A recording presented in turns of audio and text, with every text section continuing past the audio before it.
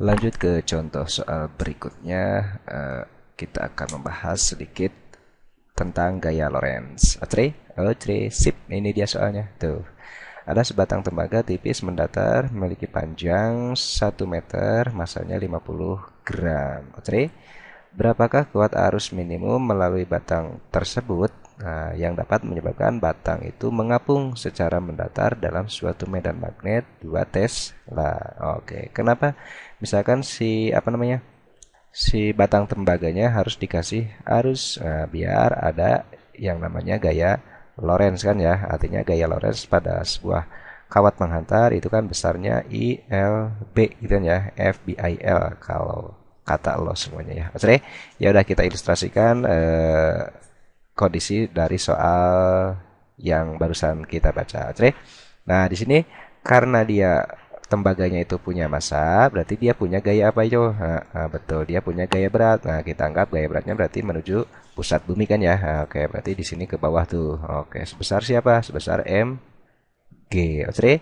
Nah, kalau dia misalkan hanya mempunyai gaya berat doang, berarti si tembaga itu kan bakal jatuh ke bumi gitu ya. Nah, ini bumi misalkan nih. Oh, kan gitu. Bumi. Sip. Berarti akan jatuh. Nah, sementara si soal minta dia si batangnya itu tetap mengapung. Oh, kalau mengapung berarti harus ada gaya yang melawan arah gaya beratnya. Berarti arahnya harus ke mana? Harus ke atas tuh. Nah, misalkan sebesar F Lorentz. Nah, kenapa bisa ada F Lorentz? Karena di situ si batangnya ditempatkan dalam suatu daerah yang bermedan magnet, misalkan arahnya masuk deh. Nah, ini misalkan medan magnetnya pada masuk tuh. Oke.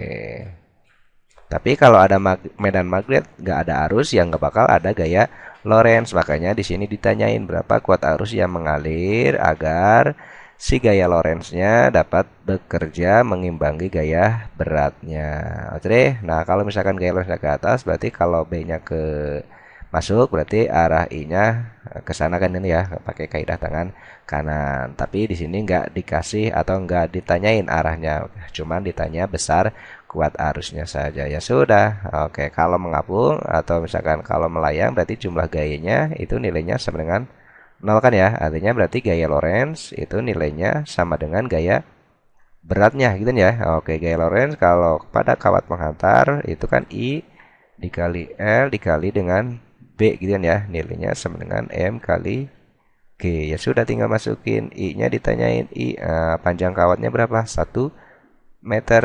B-nya berapa Tesla? 2 Tesla. Oke. Masanya berapa kilogram nih? 50 gram itu berarti 5 kali 10 pangkat min 2 ya. Dikali gravitasinya 10. Maka I sendirian tuh sama dengan 5 per 2 dikali 10 pangkat min 1. Atau 5 bagi 2, 2,5 kali 10 pangkat min 1. Atau nilainya kalau desimal lagi berarti 0,25 ampere. Oke. Nah, itu jawabannya berarti yang mana? 0,25 ampere berarti yang itu gampang. Artinya di sini tipe soalnya itu menghubungkan antara gaya Lorentz dengan gaya berat untuk kondisi ini. Ntar ada suatu saatnya gaya Lorentz dihubungkan dengan gaya sentripetal ketika sebuah partikel bermuatan bergerak melalui daerah yang bermedan magnet. Oke, untuk soal berikutnya kita buka lagi. Semoga ini dapat bermanfaat. Assalamualaikum.